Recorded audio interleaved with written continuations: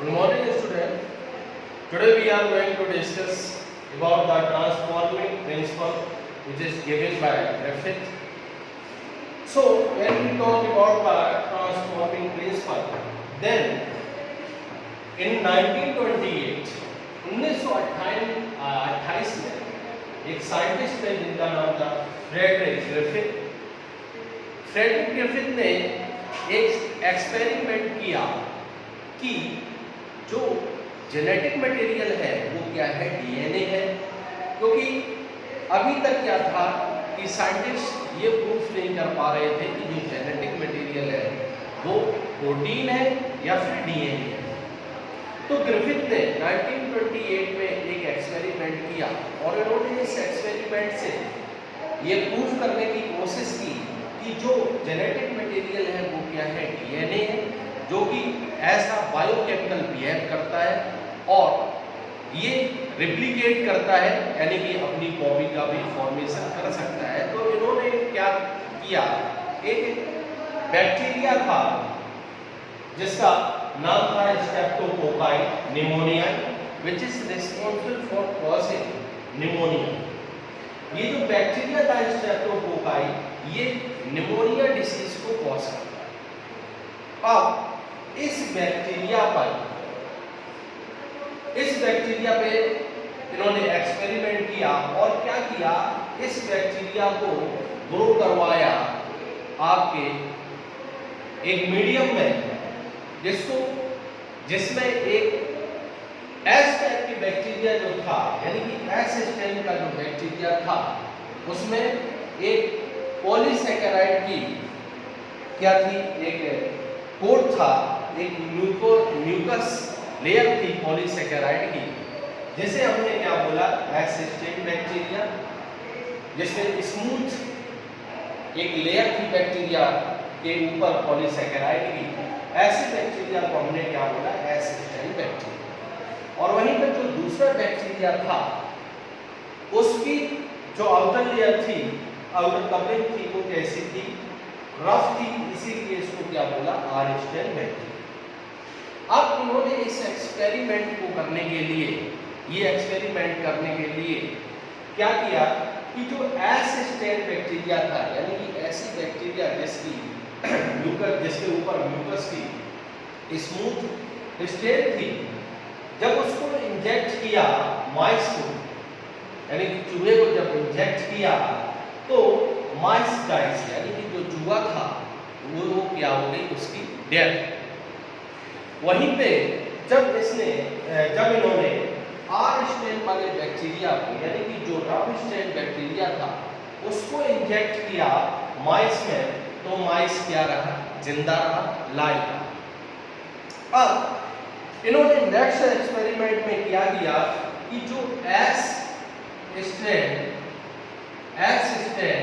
जो बैक्टीरिया था उसको हीट किल, यानी कि हीट से क्या कर दिया, किल कर दिया। और फिर उस स्ट्रेन को जब इंजेक्ट किया, इंजेक्टेड इनटू माइस, जब एस स्ट्रेन का जो बैक्टीरिया था उसको हीट किल कर दिया, यानी कि हीट से क्या कर दिया, मार दिया। और जब उसको इंजेक्ट किया माइस में, तो माइस क्या रहा, लाइव, यानी कि जो माइस है, जो चूहा था, उसकी जो डेथ है वो नहीं हुई, वो जिंदा रहा। इसके बाद उन्होंने क्या किया, एक और एक्सपेरिमेंट किया था, S strain heat killed bacteria plus R strain bacteria. इसका इन्होंने क्या बनाया, एक मिक्सर बनाया और इस मिक्सर को जब इंजेक्टेड इनटू माइस, तो माइस डाई। जो चूहा था वो उसकी क्या हो गई, डेथ।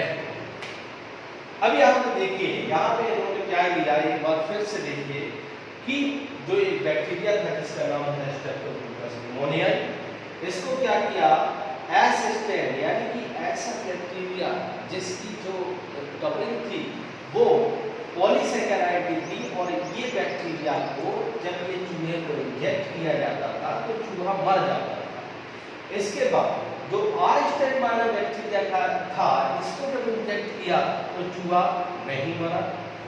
इसके बाद इन्होंने क्या किया, एस स्ट्रेन जो हीट किल्ड यानी कि हीट से किल्ड बैक्टीरिया को जब माउस को इंजेक्ट किया तो चूहा जो था वो नहीं मरा। अब इन्होंने फिर से एक एक्सपेरिमेंट किया कि S strain heat killed bacteria, यहाँ पे देखिए हीट किल्ड से क्या माइस नहीं मरा, और जो आर स्ट्रेन बैक्टीरिया था, आर स्ट्रेन जब इंजेक्ट किया गया माइस में तभी उसकी डेथ नहीं हुई, लेकिन जब S strain heat killed bacteria और आर स्ट्रेन बैक्टीरिया दोनों का मिक्सर बना के जब इंजेक्ट किया गया तो जो चूहा था उसकी डेथ हो गई। अब यहाँ पे जब अलग अलग R strain, S strain heat killed और आर स्ट्रेन, देखो दोनों के केस में था, यहाँ पे चूहा क्या रहा, जिंदा रहा, बट इनका जब मिक्सर बना दिया गया तो यहाँ पे चूहा क्या हो गया, डाई हो गया, मर गया। अब ये कैसे हुआ? तो अब यही तो प्रूफ करता है कि जो डीएनए और आरएनए है वो ऐसा बायोकेमिकल नेचर जो है वो बिहेव करता है। बिकॉज अब देखो यहाँ पे क्या हुआ, जो हीट किल्ड जो स्ट्रेन वाला जो बैक्टीरिया था, जो आर स्ट्रेन वाला था, इसने क्या किया, जो डाई माइस था उससे अपने जेनेटिक मटेरियल को फिर से क्या कर लिया, रिकवर कर लिया, और जब रिकवर हो गया जेनेटिक मटेरियल तो आपका जो लाइव आर स्ट्रेन वाला बैक्टीरिया था वो बिहेव करने लगा ऐसा एस स्ट्रेन बैक्टीरिया। जैसे ही बिहेव किया एस स्ट्रेन बैक्टीरिया तो माइस की क्या हो गई, डेथ हो गई। ये ग्रिफिथ ने प्रूव किया था कि जो आपका जो डीएनए है वो ऐसा बायोकेमिकल बिहेव करता है और अपनी जो कॉपी है उसको फिर से रिप्लिकेट करने का पावर रखता है। अब इसके बाद डीएनए एक जेनेटिक मटेरियल है, इसको और प्रूफ करने के लिए फिर और कुछ साइंटिस्ट आए जिन्होंने ये प्रूफ किया कि केवल और केवल जो डीएनए है वही जेनेटिक मटेरियल की तरीके से बिहेव करता है और वही एक जनरेशन से दूसरी जनरेशन में क्या होता है, इनहेरिटेड होता है। तो इसको प्रूफ करने के लिए अल्फ्रेड हार्से और मार्था ने 1952 में एक एक्सपेरिमेंट किया कि जो डीएनए है वो क्या है, एक जेनेटिक मटेरियल है। इस जेनेटिक मटेरियल को प्रूफ करने के लिए इन्होंने वायरस को, कुछ वायरस थे, वायरस को ग्रो करवाया एक ऐसे मीडियम में, एक ऐसे रेडियो एक्टिव मीडियम में जिसमें एक जो था वो कैसा था आपका phosphorus containing radio active substance, और दूसरा जो था वो कैसा था आपका सल्फर, और ये आपका क्या था, फॉस्फोरस रेडियो एक्टिव मीडियम, यहाँ पे ये आपका था क्या, सल्फर।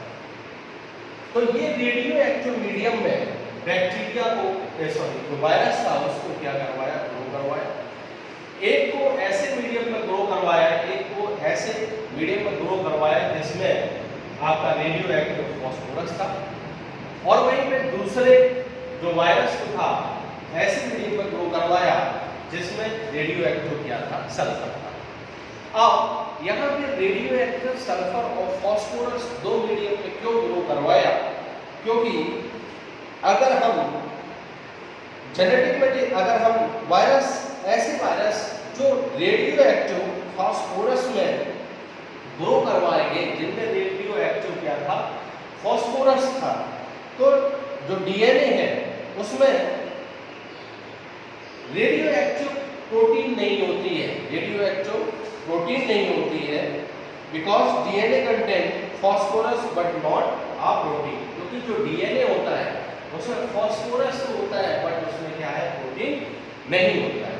वही दूसरे जो वायरसेस थे जिनको सल्फर रेडियोएक्टिव कंटेनिंग मीडियम में ग्रो करवाया गया, उनके जो प्रोटीन है, प्रोटीन में सल्फर तो होता है बट क्या है, आपका जो फॉस्फोरस है, फॉस्फोरस वो क्या है, प्रोटीन में नहीं होता है। यानी कि जो प्रोटीन है उसमें क्या नहीं होगा, आपका क्या नहीं होगा, फॉस्फोरस नहीं होगा।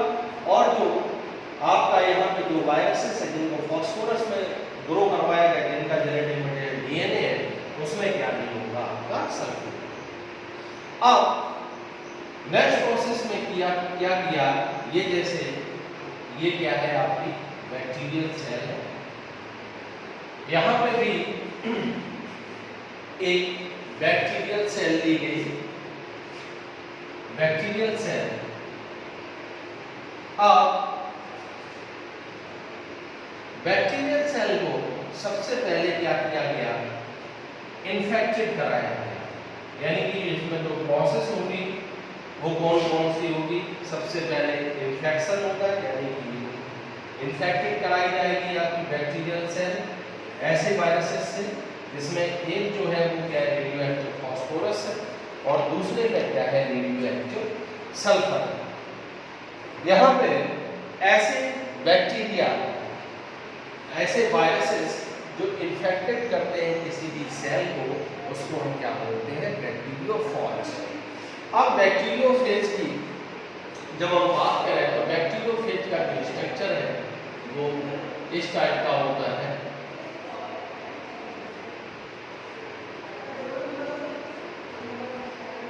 अब जो ये बैक्टीरियोफेज था, इसमें रेडियोएक्टिव सल्फर, यानी कि ये जो बैक्टीरियोफेज था इसमें क्या था, आपका रेडियो एक्टिव सल्फर 35। ये जो वायरस था इसमें क्या था, आपका रेडियो एक्टिव सल्फर था, जो कि जिसको किसने ग्रो कराया था, आपके रेडियो एक्टिव सल्फर में ग्रो कराया था। अब जो प्रोसेस होती है, और दूसरे यहाँ पे जो आपका बैक्टीरियोफेज था, इसका जो जेनेटिक मटेरियल है, यानी कि इसका जो प्रोटीन था उसमें क्या था, आपका रेडियो एक्टिव सल्फर था 35, और यहाँ पे जो वायरस था इसके जेनेटिक मटेरियल में क्या था, आपका 32 phosphorus, 32 phosphorus radioactive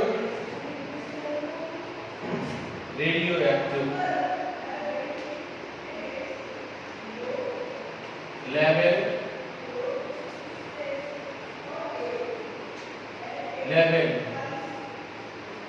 DN, radioactive level DNA. यहाँ पे क्या है, रेडियोएक्टिव लेवल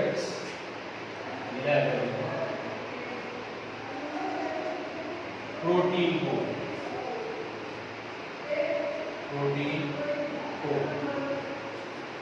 अब पहली जो प्रोसेस होगी, इसमें पहली प्रोसेस क्या होगी, इन्फेक्शन की,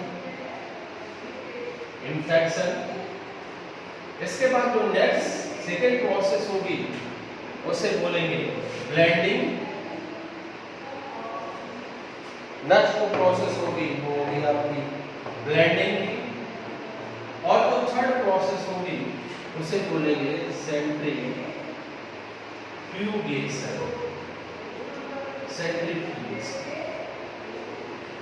जैसा कि आपको पता है कि जब भी कोई वायरस किसी भी बैक्टीरियल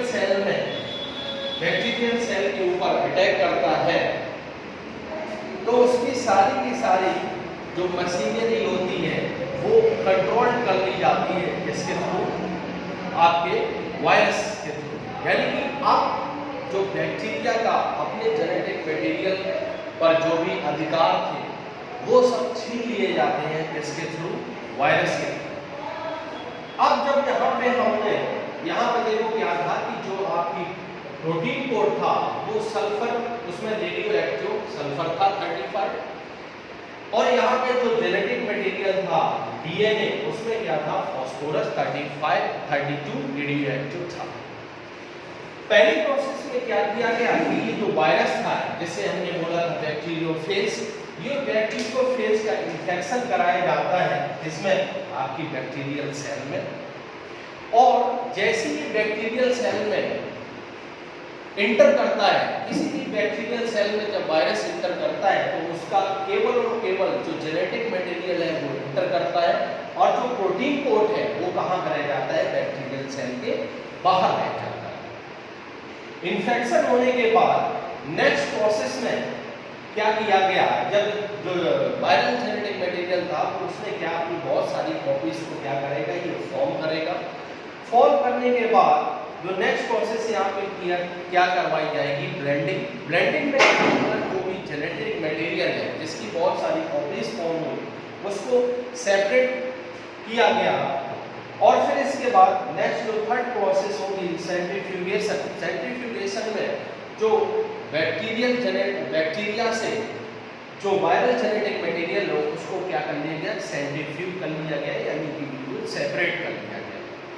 अब जब दोनों प्रोसेस को कंप्लीट होने के बाद, सेंट्रीफ्यूगेशन होने के बाद, हमने ये पाया कि जो लास्ट वाला जो बैक्टीरिया था, इसके जेनेटिक मटेरियल में, इसका जो जेनेटिक मटेरियल था उसमें रेडियो एक्टिव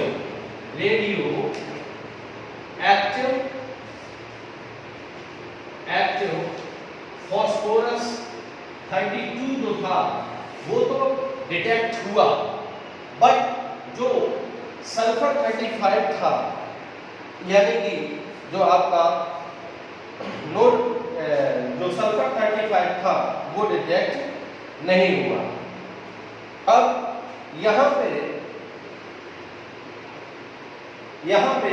जो रेडियो एक्टिव सल्फर था, यानी कि S35 था, वो नॉट डिटेक्टेड। अब यहाँ पे जब इन्फेक्शन कराया गया तो रेडियो एक्टिव जो सल्फर 35 था उसकी कॉपीज जो है नेक्स्ट उसकी कॉपीज नहीं फॉर्म हुई, और जब सेंट्रीफ्यूगेशन के बाद देखा गया कि जो S35 था वो ये यहाँ पे कहीं पे भी नेक्स्ट बैक्टीरियल सेल में डिटेक्ट नहीं हुआ। इसका कंक्लूजन क्या निकलता है कि जो प्रोटीन है वो ऐसा जेनेटिक मटेरियल बिहेव नहीं करता है, इससे ये प्रूफ हुआ। यहाँ पे जो फास्फोरस था, जिसके जेनेटिक मटेरियल में फास्फोरस 32 था रेडियोएक्टिव, सेंट्रीफ्यूगेशन के बाद जब इसको सेपरेट किया गया बैक्टीरियल सेल से, तो इसका जो जेनेटिक मटेरियल था, यानी कि इस वायरस का जो जेनेटिक मटेरियल था उसमें फास्फोरस 32 जो है वो डिटेक्ट हुआ। तो ये जो हार्से चेस का जो एक्सपेरिमेंट था, इसने ये प्रूव किया था कि एज ए जेनेटिक मटेरियल जो वर्क करता है वो क्या है, आपका डीएनए है, प्रोटीन नहीं है। तो ये एक्सपेरिमेंट था जिससे ये प्रूव हो सका कि जो जेनेटिक मटेरियल है वो क्या है, डीएनए है, प्रोटीन नहीं है। अब नेक्स्ट टॉपिक, इस चैप्टर के बारे में हम नेक्स्ट वीडियो में डिस्कस करेंगे।